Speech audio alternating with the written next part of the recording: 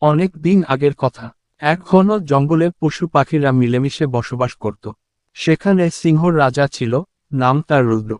সে ছিল সাহসী, শক্তিশালী ও ন্যায়পরায়ণ। তার শাসনে সব প্রাণী নিরাপদে ছিল। কিন্তু বয়স হলে রুদ্র দুর্বল হয়ে পড়ে। তখন সে ঘোষণা দেয়, আমি আর রাজা থাকতে পারবো না। তোমরা যার উপর ভরসা করো, তাকেই নতুন রাজা হিসেবে বেছে নাও। জঙ্গলে উত্তেজনা ছড়িয়ে পড়ে। সবাই ভাবতে থাকে, কে হবে নতুন রাজা। প্রথমে হাতি এগিয়ে আসে। সে বলে, আমি সব থেকে বড় ও শক্তিশালী।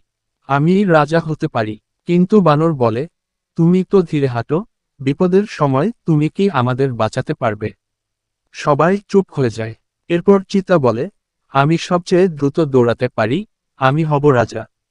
হরিণ বলে, তুমি তো শিকার করে খাও, তোমার উপর কি কেউ বিশ্বাস করতে পারবে?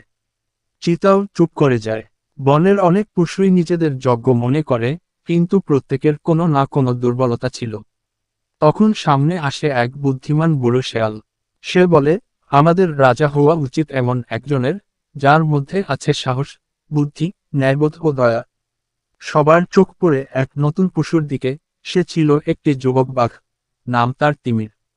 সে শক্তিশালী, তবে অহংকারী নয়। ছোটদের ভালোবাসে, বড়দের সম্মান করে। সে দুর্বলদের রক্ষা করে, নিজের খাদ্যের জন্য জঙ্গলের নিয়ম ভাঙে না। পশুরা তিমিরকে নিয়ে আলোচনা করে। সিংহ রুদ্র তিমিরকে ডেকে নেয় এবং বলে, তুমি কি রাজা হতে চাও?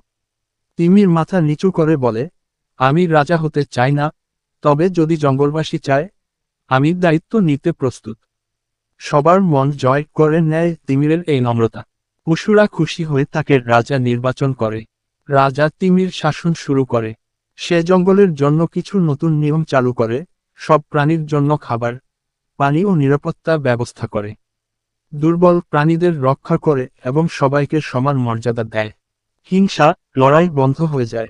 বনের প্রাণীরা আবার সুখে বসবাস করতে থাকে। একদিন এক ছোট্ট খরগোশ রাজা তিমিরের কাছে এসে বলে, আপনি সিংহ নন, তবুও এত ভালো রাজা হলেন কিভাবে? তিমির হেসে বলল, রাজা হওয়ার জন্য গর্জন নয়, দরকার ভালোবাসা, দায়িত্ববোধ আর ন্যায় বিচার।